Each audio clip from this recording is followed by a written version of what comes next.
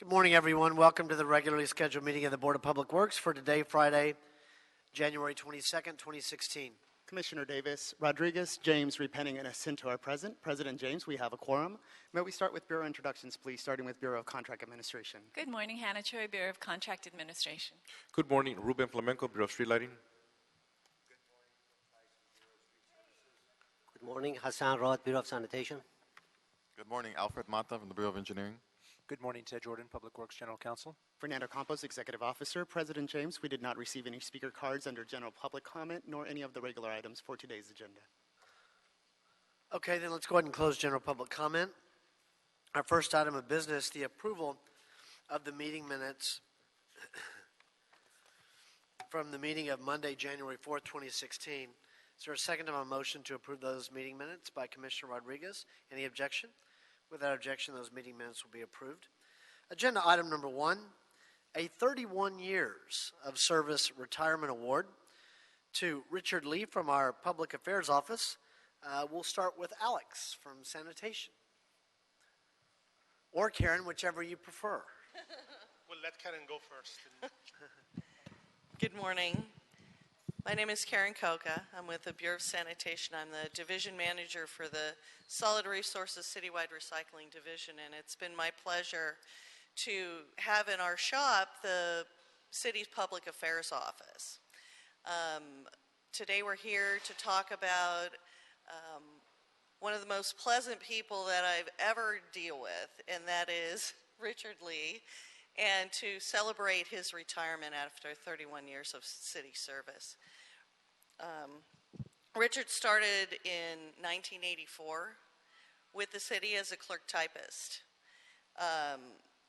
He only intended to be with the city for 6 months, and here we are 31 years later. He's worked for 5 mayors, Tom Bradley, Richard Reardon, James Hahn, Antonio Villaraigosa, and now Eric Garcetti. He started with the Department of Public Works as a principal public relations representative after several years. He started working with sanitation in 1990, which I had a few people remembering with me, at the Bureau of Sanitation's Hyperion Treatment Plant. Richard is a consummate field representative for the city. He provides support for media and community relations. He joined the newly restructured Public Affairs Office in 1998. He has led on many notable projects and many things that have been important to the city. I'll give you a list of some of them. Starting with the Nuisance Alley Conversion Program, where we were responsible for gating, redesigning, and beautifying 2,500 alleyways in the city.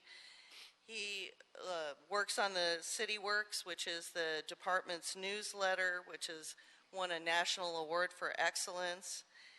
He's assisted in so many major projects, the Prop O projects, Keep America Beautiful, the Katrina Relief Project, our own multifamily recycling projects. When we moved the Space Shuttle Endeavor, he was on the media team for that, helping the Bureau of Street Lighting with the LED energy efficiency retrofit program, Bureau of Engineering, their strategic plan projects. He has worked on hundreds and hundreds of important projects, helping to inform the public, helping to represent the city and the board and the department, and he has done an amazing job. And as I said at the beginning, one of the most pleasant people that I ever deal with. He's always got a smile on his face, he's always kind to everyone, and I think that's just a reflection of the kind of a person that he is. But now, after 31 years, Richard is moving on to his next role. He just told me for the next month he intends to sleep in instead of working on all of our projects. A little bit about his background. Richard's a retired military member who served in the American Forces Radio and Television as a broadcast journalist. He retired from the Armed Forces. He has a bachelor's degree in radio and television journalism from Cal State Los Angeles. He's a centennial member of the Phi Beta Sigma fraternity, and he's active in mentoring young men through the Sigma Beta Club. He's a lifetime member of the Phillips Temple Christian Methodist Episcopal Church in Los Angeles, and he's very active. He's a Los Angeles native, like myself. He's married to Deborah Lee, who's active in community advocacy and volunteerism in Southeast Los Angeles. He has 4 children, and you'll have to explain this. It just says numerous grandchildren. There's not an official number, apparently. He enjoys self-improvement, community service, and hopes to travel and get reacquainted with golf in retirement. Richard has been recognized by his peers and the folks he's worked with several times as Employee of the Quarter. He's also been our champion for National Public Works Week, working with the American Public Works Association. He's coordinated community events around that for many years and did a splendid job. So in summary, I have had the pleasure of working with Richard for years. He's helped me out on many occasions, and we're going to miss him, but I want to congratulate him on moving forward to the next phase of his life. So, thank you. You have to stand up here, right? Thank you, Karen. The next speaker, if you don't mind, will be Tanya Jarrell. Tanya. Good morning, President James, Morning. Commissioners, a distinguished panel. I just wanted to take this moment to congratulate Richard on a storied 31-year career with the City of Los Angeles. And as Karen said, Richard has the best attitude ever. He always remains the same. And if you know us creative types, we can run hot and cold, you know. But Richard, he's always the same, and that is something I really appreciate. And I wanted to say thank you for having such a good attitude over the last year or so as the Public Affairs Office weathered some uncertainty. You had a good attitude throughout all of that, and I just appreciate that. So I wish you the best in this next chapter of your life. I wish you some good rest, but I know that Deborah does have some honeydews planned for you, so I guess you should rest up. But thank you so much for all that you've done, and congratulations.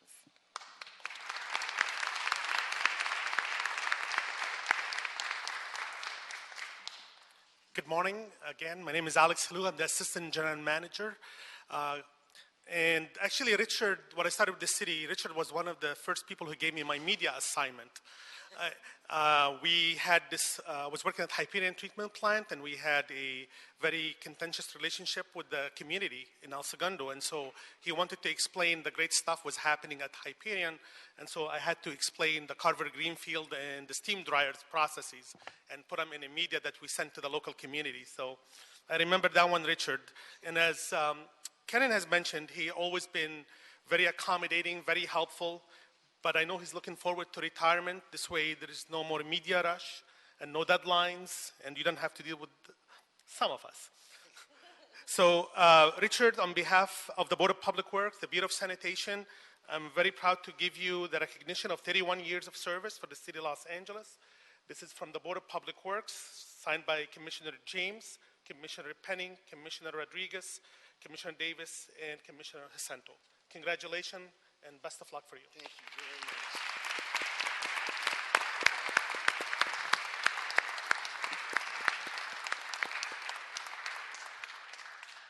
Commissioners, is it my turn now? Yes. Okay. Well, I was thinking about what I wanted to say on the way in tonight. And one of the first things I want to say is that this is a day that the Lord has made. I am rejoicing and I'm glad in it. As Karen said, I started in 1984 with the Department of Water and Power. And I was thinking at that time, I wanted to get this as a part-time, a permanent, not a temporary job. A temporary job to just pay some bills, to take care of this little young lady over here sitting behind me. And I thought I was going to be gone in about maybe 6 months or a year. After 6 years with Water and Power, at that point, I started with Hyperion Treatment Plant in 1990 when I promoted. 8 years after that, I joined the newly restructured Board of Public Works office. Today, I'm very grateful to be standing before you 31 years later, very pleased to having been recognized for 31 years of service with the City of Los Angeles. Along the way, I've been involved in many projects, many outstanding projects with the city. One that I've really championed over the years was National Public Works Week in conjunction with the American Public Works Association. Has given us an opportunity to showcase the Department of Public Works to our constituents. And I was very, very grateful to have taken part in that over the years. And we've been able to put our best foot forward to our constituents with National Public Works Week. Now in retirement, however, I have a lot of ideas and some things I want to do. I hope to further my education. Karen mentioned I have a bachelor's degree in radio and television. I also got a certificate in public relations from UCLA, but I'd like to go a little bit farther. I'm exploring that right now. I am a centennial member of Phi Beta Sigma fraternity, and I'm going to busy myself with the mentoring program, the Sigma Beta program there. I'm a member lifetime of the Christian Methodist Episcopal Church, and I'm going to continue with lay leadership there and with the men's fellowship, with the men's ministry, and I hope to do a good job with that. I worked with the Adopt a School program through the Public Works Department. And along the way, I was on an Adopt a School project one year, and I ran into someone that I used to attend school with. It was a lady that was in one of my classes, and we reunited our acquaintance. And so now, 17 years later, we were married then, and we're going to be celebrating 17 years of marriage on February 12th, 2016. My partner, Deborah Lee, I'd like her to stand up, please. It's my wife, Deborah Lee. I'm very proud. She's very active with community projects with LAPD and with our Harbor Gateway Neighborhood Council. We're also both members of Harbor Gateway Neighborhood Council, and that's going to be keeping me busy, with street services, contract administration, sanitation, and all that, so I'm not really gone yet, really. Just want to say that throughout my career, I've been able to represent the department and have presence in community outreach at events to inform constituents of services available and projects in their communities designed to create a better quality of life for residents in the city of Los Angeles. I started in 1984 with the intention of just staying about 6 months, but it's been a long journey, and I'm glad of it. I couldn't do it all by myself. There are a number of people that I'd like to a few people that I just recognize at this point. Now, I want to start with my family, if I can do that. My daughter, and where are you over there taking pictures? Okay, it's my daughter Christine, and she's over there. She's waving, and her husband Daryl Mooney. He's a comedian, really too. You know, he actually does shows and stuff. My wife Deborah, you saw her, and I would like to also recognize members of my church, Phillips Temple Christian Methodist Episcopal Church, starting with our pastor, Pastor Bernard Jackson. Please stand. Every member of Phillips Temple, please stand.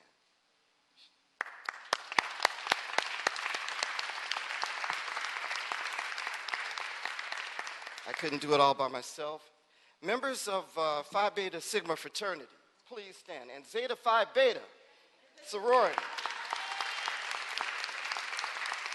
All right.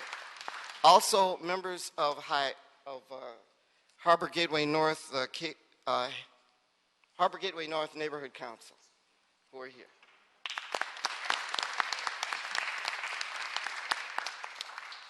Is there anybody else that I've missed? Oh, the Bureau of Street Services, the Bureau of Sanitation, Contract Administration, okay. Also street lighting. Is anybody here? All of you from my city family, please stand.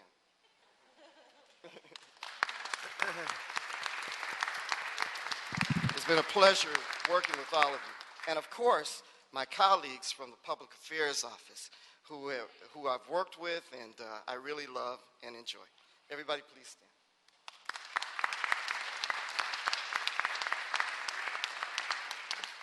I also have some friends, who've, oh, say again? I'm sorry. Everybody who was a schoolmate, who was in elementary school, Southwest College, Fremont High.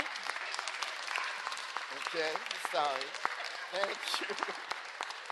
Came to support me on this momentous day. Thank you all very much.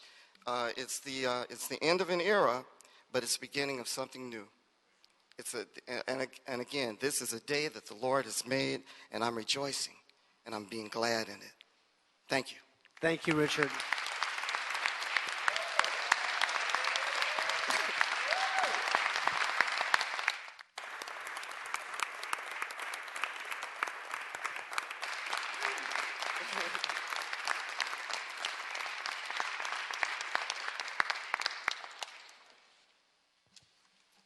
Commissioner Rodriguez?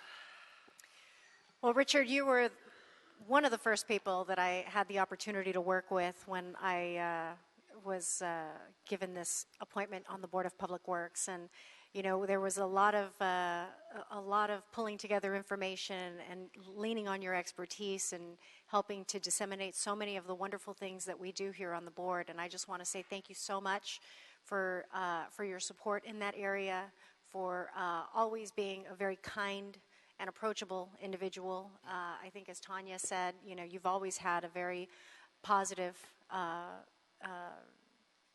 approach to how you did your work and always putting forth your effort, and that was always greatly appreciated. And I want to wish you the very best of health and just the best in retirement. So congratulations on earning this after 31 years. Thank you. Thank you, Commissioner. Mr. Davis? Yes, Richard, certainly you should feel proud and absolutely fortunate to have had a 31-year career in the great city of Los Angeles. And I think you agree that Los Angeles, the city of Los Angeles in particular, is absolutely the best place to work.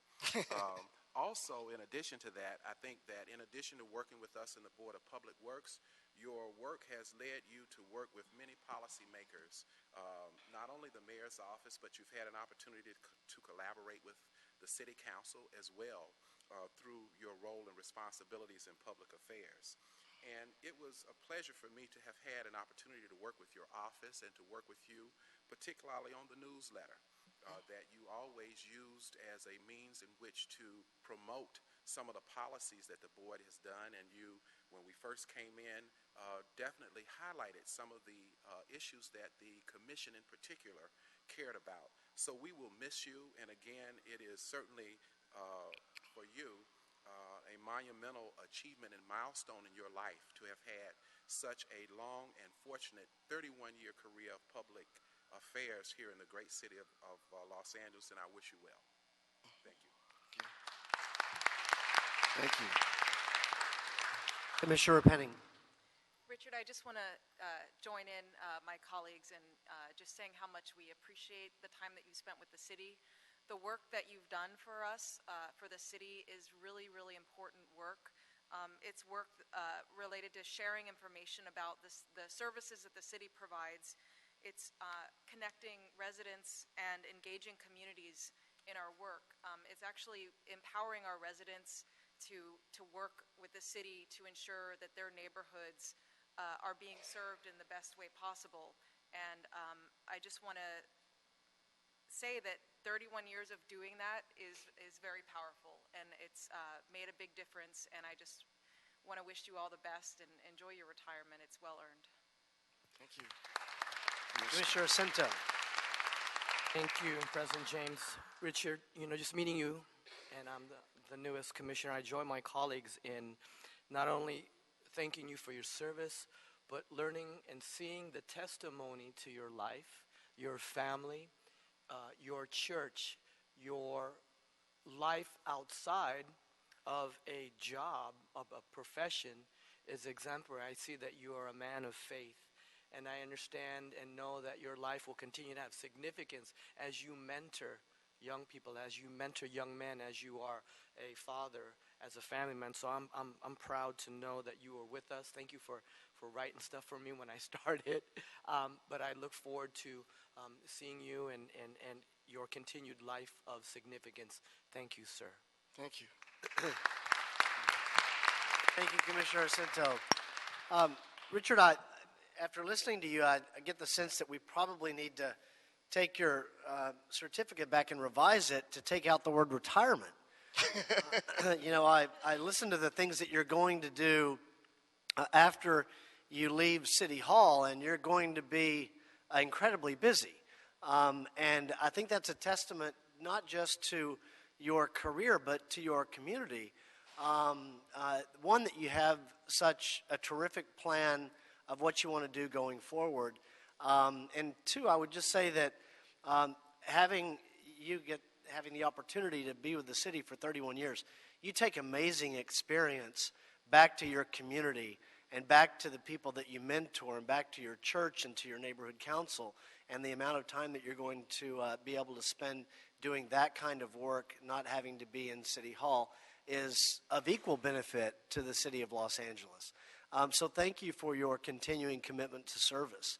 I heard in there that you're interested in getting reacquainted with golf and with traveling. I hope you have time to do that and everything else that you plan to do.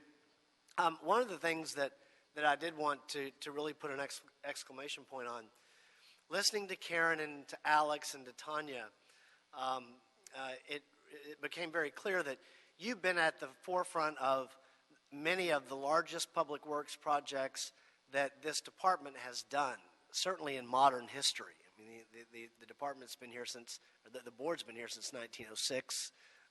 Obviously, the department before that. But you've been at the forefront of some of the key projects in its history, and that's got to feel real good to leave after such a terrific career here, and the things that you'll take with you for the rest of your life. So congratulations to you and to your family and to your community, and thank you for 31 years here, sir. Thank you. Commissioner, one more thing I'd just like to mention. I didn't mention it. I want to take part of retirement to reconnect with my family. And that's a commitment that I made to myself. And I'm going to make that a commitment to my family, because I have lots of grandchildren grandchildren out there. But I want to share with them too. That's very important to me. Excellent. Thank you, sir. What we will do, if your wife and daughter and her husband could join us, we do take just a moment for a photograph before Richard heads out at the end of the ceremony. So we'll take just a minute of recess and be right back.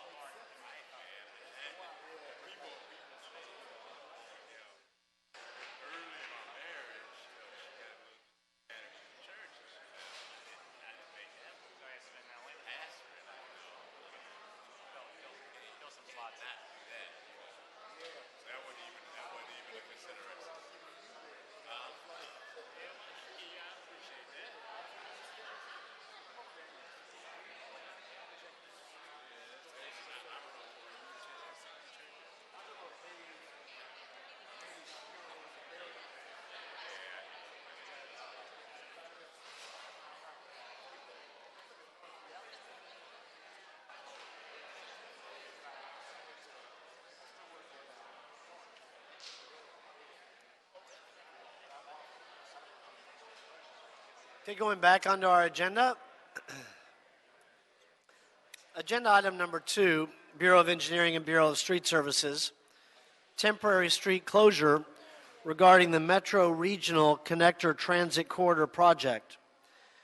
Recommending that the board approve the request to temporarily close Second Place between Flower Street and Hope Street from 8 a.m. on Saturday, January 23rd, from 8 a.m. to 6 p.m., Saturday, April 27th, or 2, well, this is not, it's unclear, Fernando, on our notice. So what are the dates that we've got the closure? And Curtis, why don't you... Yeah. So the agenda is properly noticed. President James, I can read to the record what the temporary closures are. Do that. Looking at the recommendations of the board report. So the first temporary closure is on Second Place between Flower Street and Hope Street from 8 a.m. January 23rd to April 27th. That's not the way the agenda is written. 2000. Right, so I'm reading it based on the board great. report Thank just you. to reflect it. 2019. The second temporary street closure is northbound Flower Street between 3rd Street and Hope Street from 8 a.m. January 23rd to 6 p.m. April 27, 2019, for an aggregate total of 39 months. In addition to that, a temporary close between 3rd Street and Hope Street from 8 a.m. January 23rd, 2016 to 6 p.m. April 27, 2019, again for an aggregate total of 39 months. And then the last temporary close on Hope Street between 2nd from 9 p.m. Friday 4 a.m. for 55 weekends, subject to the conditions identified within the report. And the report lists a series of street closures from January 29th through February 1st, 2016, a second street closure from February 5th to February 8th, 2016, the next one from February 12th to February 15th, the fourth, February 19th through February 22nd, the fifth, February 26th through February 29th, and the last, March 4th, 2016 to March 7th, 2016. It is a complicated board report. It is a complicated board report, and it is also difficult to Thank you for capture it all in the thank you agenda. for the explanation. Curtis, can you summarize all this for us on what we're doing? Good morning. Hi. I'm Curtis G. from the Bureau of Engineering Metro Transit Division. The Metro Regional Connector project is a 1.9-mile underground light rail system through downtown Los Angeles that will extend from the GO Line Little Tokyo Arts District Station to the 7th and Metro Center. Metro and their contractor, RCC, is requesting to temporarily close a series of streets in the area around 2nd Street and Hope Street in downtown Los Angeles to facilitate the construction of the 2nd and Hope Station. Construction of the 2nd and Hope Station will include utility relocations, pile installation, concrete decking, station construction, roadway construction, and various civil improvements. The proposed construction will be completed under a series of closures. The temporary street closures beginning at 8 a.m. on Saturday, January 23rd, 2016, and ending at 6 p.m. on Sunday, April 27, 2019, consists of a 39-month full closure of the following streets. Second place between Flower Street and Hope Street, GTK Way Connector Road between 3rd Street and Hope Street, northbound Flower Street between 3rd Street and Hope Street. In addition, 6 55-hour weekend closures beginning 9 p.m. on Friday and ending at 4 a.m. on Monday to close Hope Street between GTK Way and 2nd Street for the following weekends. January 29th, 2016 through to February 1st, 2016, February 5th, 2016 to February 8th, 2016, February 12th through 15th, 2016, February 19th to 22nd, 2016, February 26th to 29th, 2016, and March 4th through to 7th, 2016. To implement the 39-month full closure, a short-term 5-hour closure of Hope Street between 1st Street and 3rd Street will occur on Saturday, January 23rd, 2016, from 8 a.m. to 1 p.m. If rain should occur on Saturday, the implementation will occur on Sunday, January 24th. These closures are necessary as the area surrounding the 2nd and Hope Station will be reconstructed. The 2nd Place Bridge, GTK Way, Connector Road, and the northbound Flower Street will be demolished in order to construct the underground station beneath. During the restoration stage of the project, 2nd Place will be restored as an at-grade roadway. GTK Way Road will be removed from service, and northbound Flower Street will be constructed to match the existing elevation and grade of southbound Flower Street. BOE has discussed the overall construction sequence and proposed closures with Metro and RCC. The work plan during the 6-week closure on Hope Street is preferable because it avoids impacts to Monday through Friday peak hour traffic. RCC has planned to construct decking on a portion of Hope Street, allowing 3 traffic lanes to remain open, which is preferable to a complete closure of Hope Street. From a constructability perspective, BOE agrees that the requested street closures are necessary to facilitate the construction given the limited available work area in the vicinity of the 2nd and Hope Station. RCC has taken measures to reduce the impact to peak hour traffic. The LADOT has reviewed the Traffic Management Plan, TMP, for the proposed closure and work associated with the Second and Hope Station construction.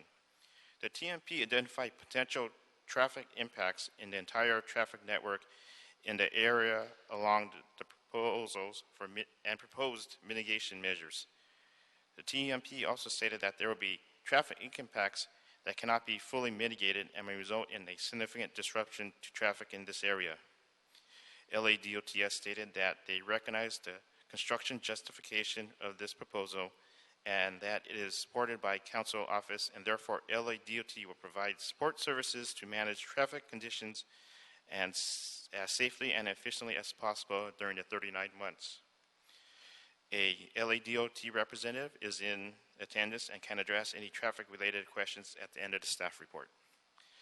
Metro has stated that they provided advance notice and mitigating construction impacts for the community and stakeholders. Metro Construction Relations have informed the community and stakeholders through briefings and meetings, distribution of construction notices, project website updates, Facebook and Twitter updates, advertisements in newspapers, ways, notifications, and a project hotline. Metro and RCC will continue their outreach during the closure.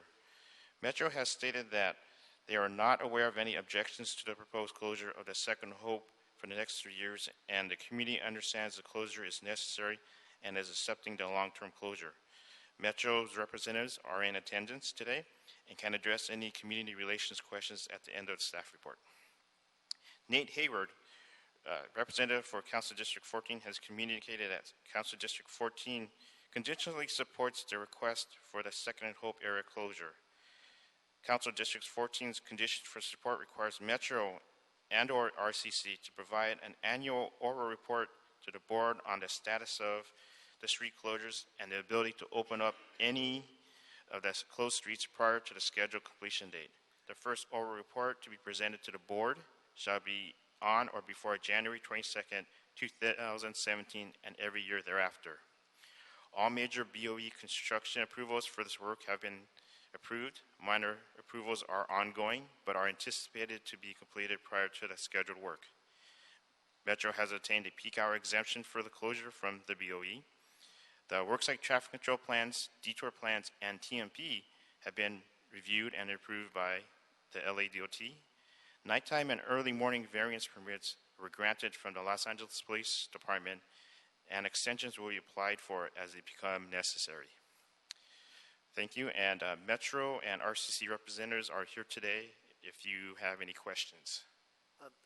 Thank you, Curtis, and thank you to everyone for all the work that went into this in preparation for the presentation this morning. I would simply mention that we're hearing about Council District 14, which I've spoken to them briefly about this some time ago regarding their conditions on the annual report. I think, Mr. Executive Officer, we'll just adopt that condition into our granting of the permit as well. That way, there's the request, in essence, from CD14, the condition based on their approval is codified, for lack of a better term. That is fine. So that would be just report adopted as amended. The annual reports on the dates. A motion with the new condition. Right. On or near the dates that Curtis mentioned, just in case one of those dates may fall on a day that's not a board meeting. They can go to the next day or day before or something like that. Commissioner Cento. Thank you, President James. Curtis, thank you for the report. It's clear. I appreciated you going through everything pretty clearly. This is a huge project, no doubt an important, critical part of the Metro line. That's not in question. It is a huge impact on the local community, businesses, and residents. And I'm happy to see the oral report. And, I appreciate the Metro staff being here as well. Could we ask them to come up, and I'd like to know a little bit more about them, the feedback and the interaction with the community or businesses that we've had to date? Olga, is that possible, please?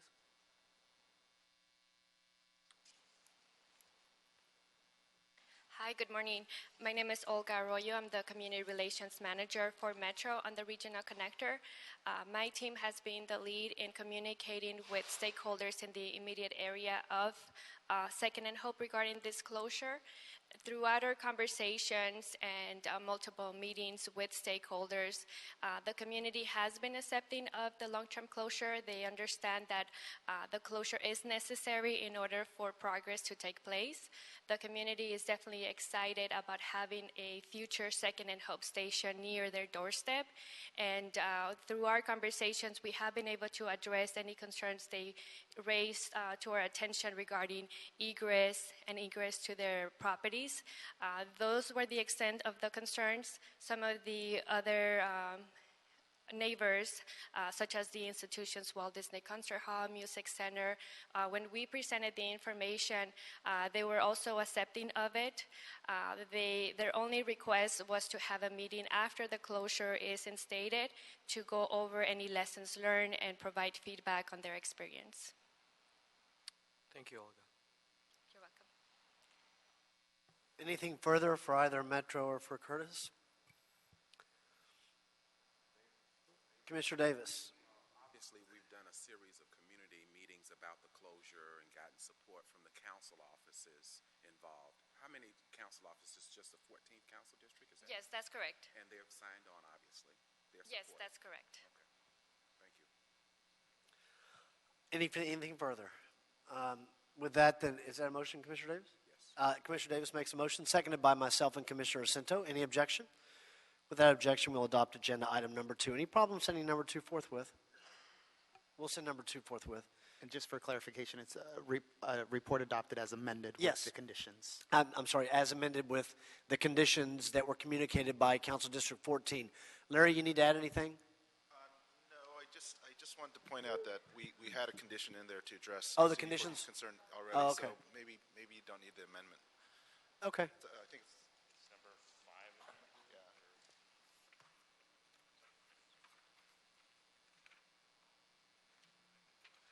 Yeah, it just didn't, well, it didn't indicate that it was from CD 14, so, okay. I just wanted it to be clear on the record that CD 14 is being accommodated. Great. So we don't need to do it as amended. That actually But is the correct. oral record is Condition there. number 5, so it's approving the Yeah. report with the conditions as stated in the report. Yeah, okay, thank you. Then that'll be the order. Agenda item number 3, recommending that the board authorize the full closure of the 6th Street Viaduct. I've got 2 items. Let's do 3 and 6. We'll start with 3. Bureau of Engineering, Bureau of Street Services for Council District 14. Recommending the board authorize the full closure of the 6th Street Viaduct, 6th Street and Whittier Boulevard between Mateo Street and Boyle Street for up to 46 months, starting as early as January 25th, 2016, and ending in November 2019 for construction of the 6th Street Viaduct Replacement Project. Julie Allen. Good morning, Julie Allen, Bureau of Engineering, 6th Street Viaduct Program. I'm very happy to be here today to move on to the next milestone in this tremendous $445 million project that has literally involved the work of every bureau in the Department of Public Works as well as other departments in the city, transportation, the mayor's office, Caltrans, FHWA. It's really been a team effort on the part of a lot of people to get us to this point. So item 3 is recommending the closure of 6th Street Viaduct, which includes 6th Street and Whittier Boulevard, from Mateo Avenue on the west side to Boyle on the east side. And it will be required to be closed for the full duration of the project, which will involve demolition of the existing viaduct and reconstruction of the new viaduct. And this effort has been fully disclosed to the public. We've been meeting with the public for many years on the project. They knew that it would require the full closure for the duration. And as part of the mitigation effort, we have prepared improvements at intersections around the viaduct to allow for the detour method to be utilized by the public with minimal impacts to traffic. So the drivers will be routed to either 4th Street or 7th Street to cross over the same area. And the intersection improvements are almost entirely complete and will be completed before the closure that is currently scheduled to start this coming Wednesday. Would you repeat that, Julie? I'm sorry. The intersection improvements Yeah. that include the traffic light replacements and new left turn pockets, and we're also doing curb ramp replacements and other intersection improvements. Those will be complete and functional prior to when we close the viaduct, which is next Wednesday, the 27th, starting in the morning. That's the current plan. I have a full update on the project itself. I don't know if you want me to do that now before you take action on 3, or do them separately. Let's do them separately, but you can provide whatever information now you want to provide. I think that was all I intended to cover for item 3, but Okay. I can certainly give an overview at this point if you'd like. Well, it's been a long time coming.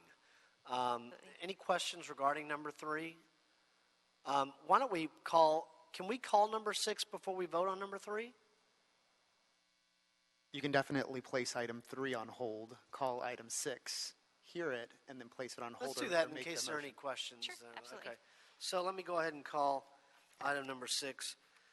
This is continuance from January 4th, 2016.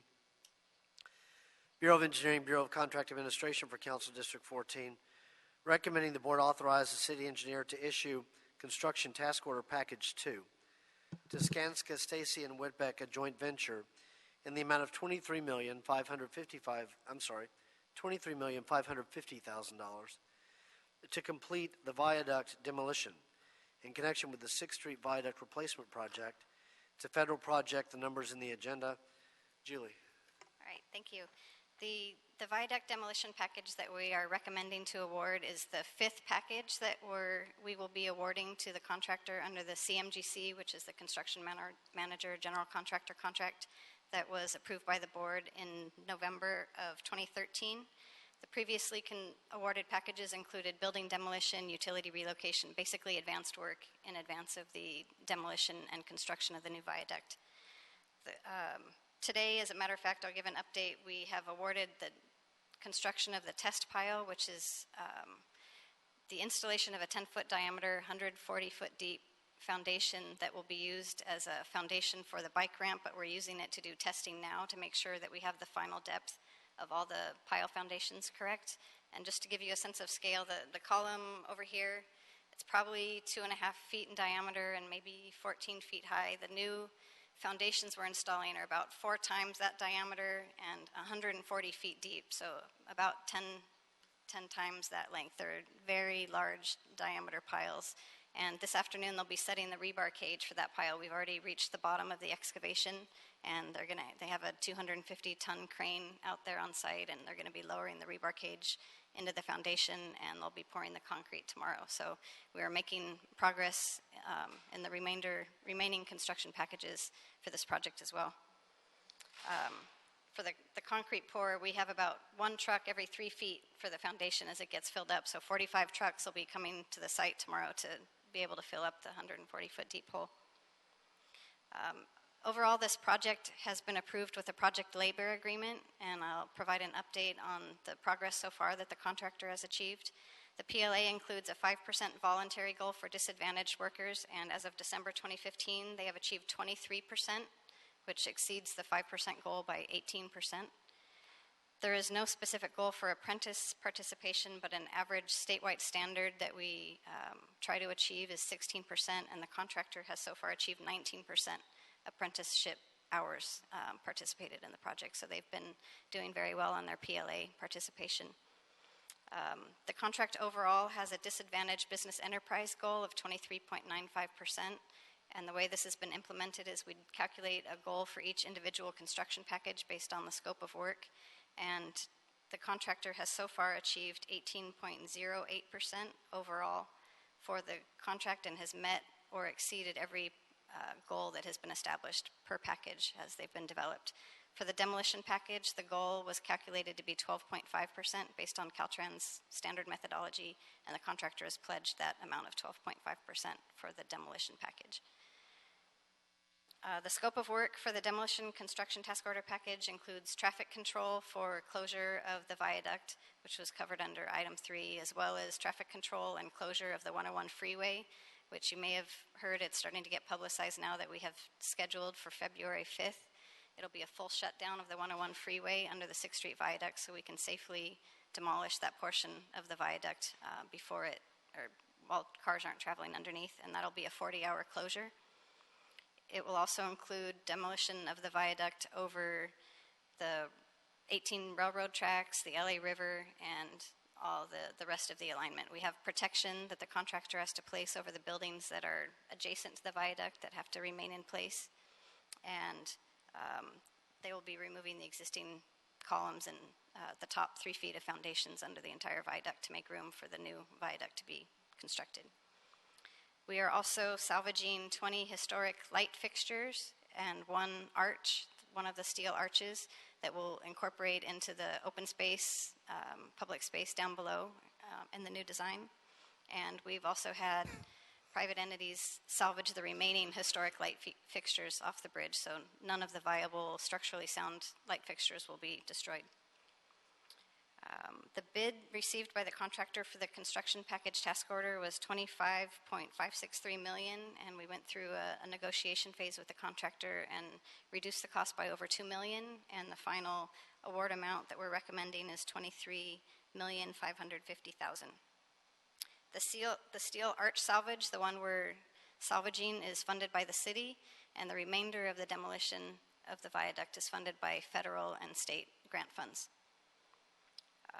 As described under my item 3 staff report, the viaduct is scheduled to close this coming Wednesday, the 27th, and the mayor's office has scheduled a press conference for 2 p.m. that day. And we will schedule the full 101 closure on February 5th with a lot of press and any other people that want to be involved in it. We've coordinated closely with LAPD, the fire department, the mayor's office, public safety group, and have full cooperation of everyone that will be involved in the closure to make sure that the public is aware and everyone is available and on alert to handle any issues that arise during construction. So that concludes my presentation. I'll be happy to answer any questions that you have. One question I have regarding the 5% contingency federally funded project. It's demolition. This is demolition work, obviously. Is that standard? Is that set? And is that enough? The CMGC process allows us to use a lower contingency amount than we normally would on a Board of Public Works project that the Bureau of Engineering delivers. Our standard is about 10%.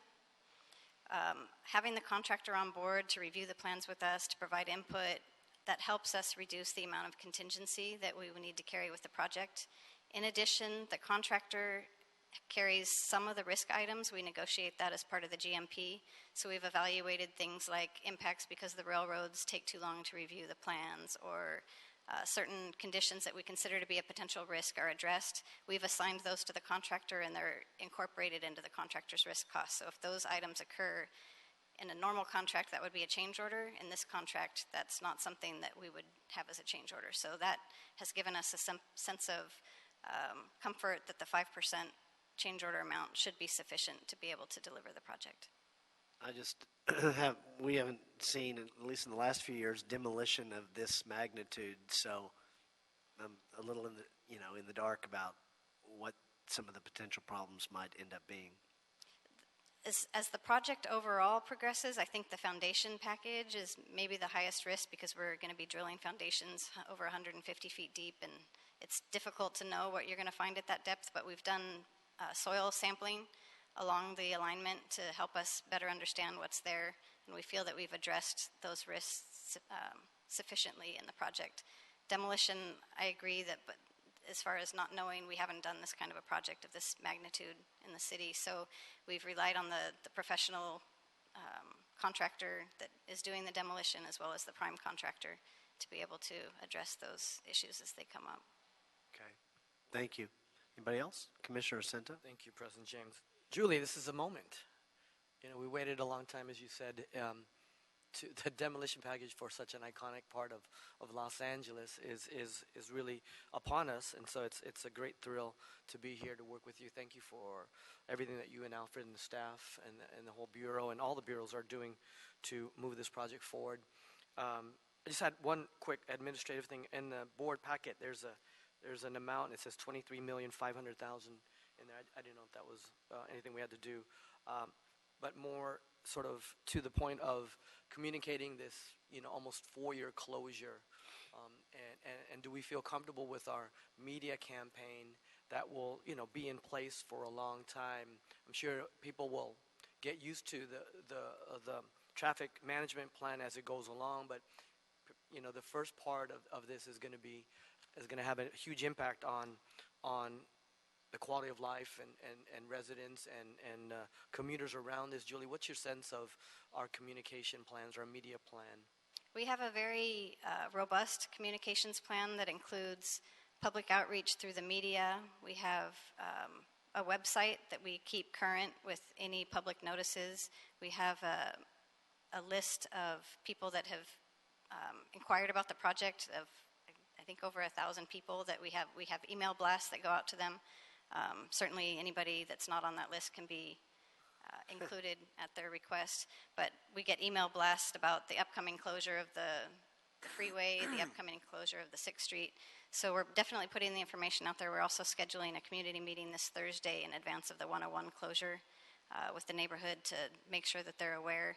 But as we've progressed through the project, we've had many, many community meetings. They've known it's coming, so at this point it's just letting them know, now we're here. We're going to be closing it down. We want to make sure people plan in advance to use the detour routes that are set up on the freeway to avoid the 101.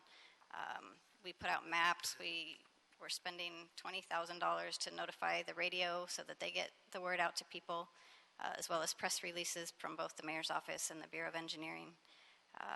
And as the project progresses and we get through this early closure where everybody needs the information right up front, we'll continue to provide outreach efforts through the website, through press releases, and as any other activities occur that may be worthwhile to share with people, we'll be happy to have separate community meetings related to those events as well. Thank you. I agree with Commissioner Jacinto. This is a real big deal. Somebody should make a movie about this. Oh, wait a minute. Somebody did. But I'm bummed. I think, just to be clear with Mr. Executive Officer, Commissioner Jacinto points out on the notice of continuance of this item, there's a reference to $23,500,000. That's a typo on the notice of continuance, correct? Commissioners, the agenda is properly noted as $23,550,000, such that that number is reflected in the report. The number that you're referring to is just an internal correspondence that is sent out to you. So, typo. Okay. However, I do have a question regarding, and Julie, you may be able to clarify this. The report does indicate $23,550,000. However, and then it adds the contingency. So the report is asking for the board to approve this item, the task order for $23.55 million. When you add the contingency, it's 24. Correct. So I just wanted to clarify that and have the board consider possibly approving that contingency if that is the request. Yes, thank you. I would appreciate that. So the actual amount should be the 24,727.5. That is correct. Right. So we need to amend that, correct? So a potential motion that your board may want to consider is to adopt the report as amended to include the contingency for an aggregate total of $24,727,500 even. Yeah. I think generally we list in the upfront the award amount because that's what's awarded to the contractor. So I agree that clarification is helpful. Yeah. We may as well go ahead and put that contingency in there. Yes. So then that would be my motion as amended. Is there a second? Seconded by Commissioner Davis and Commissioner Rodriguez. Any objection? Without objection, we'll adopt agenda item. This is on number 6. We're voting on number 6 first. Yes. So number 6 will be adopted. Any problems sending it forthwith? Send number 6 forthwith. Agenda item number 3. Going back to agenda item number 3, anything to add regarding the closure, Julie? I don't think so, unless you have any questions for me. Anything, Alfred? Okay, you just had that look on your face like you were wanting. Okay. Alfred's excited. All right. Well, then we'll hurry. Is there a second to my motion that we adopt agenda item number 3? By Commissioners Jacinto and Rodriguez. Any objection? Without objection, we will do so. Any problem sending it forthwith? We'll send number 3 forthwith. Thank you, Julie. you. Thank you, Fernando. Agenda item number 4. Recommending the board authorize the director of the Bureau of Sanitation to issue a notice of award to Larry Walker and Associates to provide specialized and expert regulatory services response to task order solicitation SN 44. Hassan Rad? That would be me. Good morning. Here you are. I'm Hassan Roth with Regulatory Affairs Division of Bureau of Sanitation. The Bureau requests the approval of notice of award to Larry Walker and Associates from the LA Sands pre-qualified on-call contract to provide as needed specialized regulatory services in response to the task order solicitation TOS SN 44. Currently, the Bureau faces mandates and regulatory challenges in the area of biosolid, water recycling, air quality management, greenhouse gas inventory, and climate change adaptation projects that require a special technical expertise, preparation of scientific studies, and third-party verification analysis to make sure that these regulations are reasonable and achievable. Some of the current projects that this TOS would address in the near future are as follow. As you know, there is the litigation efforts that are going on with CEQA litigation at Kern County Green Acre Farms, and also the Measure E. This TOS would be a vehicle to address some of the issues pertaining to the CEQA preparation that are ongoing. If you recall, this was as a result of 2010 ruling that ordered a preparation of a CEQA for Green Acre Farm. Some of the issues that would be addressed through this TOS are the accumulation studies, the air quality, groundwater, and climate change as it pertains to the CEQA. The second item that this TOS would immediately address is the preparation of scientific dilution studies for the Hyperion Treatment Plant ocean outfalls. We are in the process of renewing the National Pollution Effluent Discharge Elimination Permit for the Hyperion, which requires the preparation of these dilution studies. It also addresses some of the climate change and adaptation projects that we are undertaking, including the purchase of an information management system for data collection with higher functionality. Some of the other things that this TOS would immediately address is the sedimentation study related to TMDL effluent limits as required by Terminal Island Water Reclamation Plan MPDS permit. It also provides us with some of the legal opinion, technical analysis for the HTP and DCT and LAG water reclamation plants NPDS permit renewal. The last item that would help us is the preparation of technical engineering report for the expansion of water recycling facilities, such as the Donald C. Tillman water reclamation plant that is coming up. The term of this TOS is for 4 years with a $600,000 annual budget. The TOS was advertised on August 5th, 2015. In response to our advertisement, we received 2 proposals, one from Larry Walker and Associate and the other one from TRC Solution. October, we held the interviews with the proposal, and Larry Walker and Associate was selected as the most responsive to the bid. That would conclude my presentation. I would be answering any question you may have.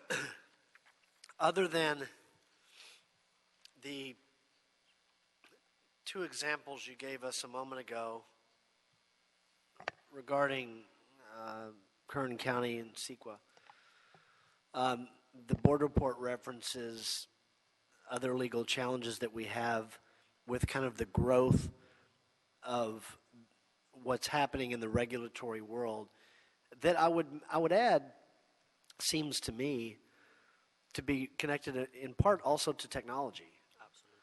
So Other than those two legal items, are there any other, because the board says legal, the board report says legal items in a more general term, which may, because you didn't want to reference those specifically in the board report.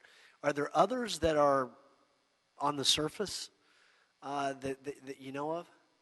Not that I know of right now, but as you know, these regulations are on, the legislations, the regulation are a continuous form of evolvement and development and revision. So we do not know of anything right now that this would address, but you never know when they could come to surface. Okay. Commissioner Penning? Wanted to, we talked about this, and I'm supportive of your wanting to engage expertise to help you meet the many regulatory challenges that you need to meet at sanitation. I just have a question, though, about what are these $600 subcontracts for? There's like a bunch of. Okay, these. What do we get for $600? Okay, so that's a very good question, and these are really not.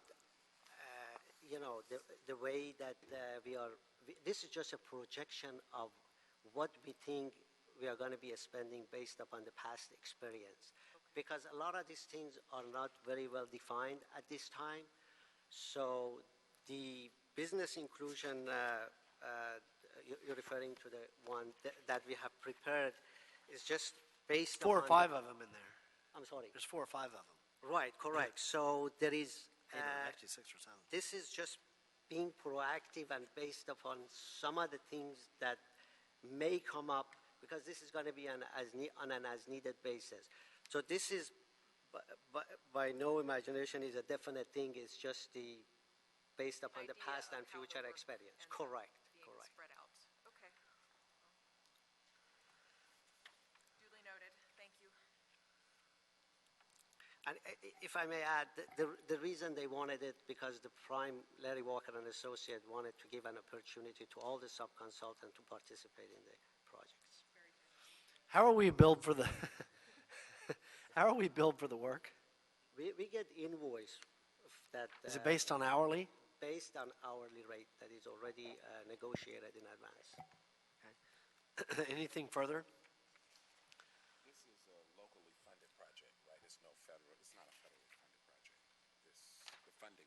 The funding is from SCM funds. That's what I thought. Correct. Okay, thank you. I'll make a motion that we adopt this agenda item number 4, seconded by Commissioner Penning. Any objection? Without objection, we'll adopt agenda item number 4. Any problem sending it back forthwith? We'll send it back forthwith. Thank you, sir. Thank you. Agenda item number 5. Bureau of Contract Administration recommending the board authorize the Inspector of Public Works to issue and advertise a request for qualifications and negotiate personal services contracts for pre-qualified on-call community and business outreach consultants for various public works projects. Yvette Matichar. And I would just add, the agenda is not necessarily clear on this, but I think we're going to hear from Yvette that this is related to the rollout of the minimum wage. Go ahead, ma'am. Thank you. Good morning, commissioners and everyone. My name is Yvette Madatian with the Bureau of Contract Administration, Office of Wage Standards. BCA is requesting authorization to issue an RFQ and negotiate personal services contracts for pre-qualified community and business outreach consultants, specifically for minimum wage enforcement and implementation. As you know, in June of 2015, the LA City Council passed the landmark minimum wage ordinance and wage theft enforcement ordinances and became the largest city in the country to mandate higher pay for the workers at the bottom of the income ladder. The Bureau of Contract Administration is the designated administrative agency for the ordinances and has the administrative and enforcement responsibilities to implement the guidelines and the rules. In order to ensure successful implementation and enforcement, BCA will need assistance from existing community and business organizations that work with low-wage workers and different business communities. In discussion with the cities of San Francisco and Seattle, we have determined that the city's utilization of the existing community and business organizations has led to successful implementation and enforcement of the minimum wage and wage theft ordinances. The BCA will seek proposals from community-based groups to assist within a period of 3 years with community outreach to employees and employers, worker training on labor rights, counseling and referral services, outreach materials, publicity for success stories, translation services, collection assistance, and program monitoring and evaluations. The organizations we are seeking will have experience conducting outreach in communities with low-wage workers who are disproportionately impacted by the new minimum wage and wage theft laws, including female workers, workers of color, and immigrant and refugee workers, and will be able to utilize existing network and contracts to provide information to workers in culturally appropriate and otherwise acceptable formats and languages. Upon adoption of this report by your board, the proposed RFQ will be advertised. We will determine the consultant's qualifications based on 4 different criteria, which are technical qualifications and past experience, record of past performance, approach to work, and cost control. BIP outreach is waived since there will not be any subcontracting opportunities. This concludes my presentation, and I will be glad to answer any questions you have. Thank you, Yvette. Commissioner Penning? I just want to thank you guys at ConAd for your work and the thought that you've been putting into gearing up for this. The increase to the citywide minimum wage is one of the big policy agenda items for our mayor and our city council, and you know, it's a new thing that you guys have taken on with not a lot of new resources, but I know that it's something that you really genuinely care about getting right. So I know that this is just one step in the process, but I wanted to take the time to thank you. Thank you. Any expectation, Yvette, I'm asking you to speculate, but you or Hannah on putting an RFQ out like this, what we might expect to get, the number we might expect to get in response? Just based on your experience? Based on what we know, the Los Angeles Coalition Against Wage Theft, that's the coalition that has all the organizations that deal with wage theft and issues. They have about 28 or more members, and we expect at least half of them to apply. Okay. So we'll have in the double digits likely. Correct. Okay. Commissioner Davis? We're also encouraging business organizations such as chambers of commerces to apply so they can do outreach to make sure that the small businesses know about the minimum wage and what the laws are. Okay, Commissioner Davis? And what are our goals? Are we phasing it in, the implementation of this policy? We're phasing it in, or? Make sure I'm not understanding the question. Yeah, I'm sorry. The minimum wage itself, the increase is actually going to be phased in. That's what But I think they're going to be starting to do outreach. I think you guys are going to provide all the information at once. Okay, gotcha. Okay. Joel? Thank you. Yvette, thank you. This is also exciting. This is huge. This raises, you know, the minimum wage in our city. It has a tremendous impact on small businesses all over, and I'm really excited to see the scope of work to be provided by the consultant, especially the translation services, the publicity for success. It's important that we really start with a consultant, a contractor that can manage a team, a diverse team. It would be very difficult for me to believe that one consulting group can take care of all of Los Angeles, as diverse as it is, as all the languages that are included on number 7. So it says that the notice to advertise will be placed in a local publication? Right. It will be placed, the city clerk's office as one free advertising, and then we'll be posting it at Boven. In addition, that's very good. In addition, I would want us to really get this out there. This is a huge opportunity to communicate on an ongoing basis this very, very important ordinance that will be in place. So a local publication, whether I want a little bit more information to make sure that we're really putting this out there, and that the consultants who, more than 20 or whoever, double digits, will be able to, it'll be diverse and everybody knows about this, because even to announce it is important to our city. I just want to let you know that the consultants, the community members are all aware that the RFQ is coming, so they're waiting to apply. I know that we do the rollout in 13 different languages. Is that right? Correct.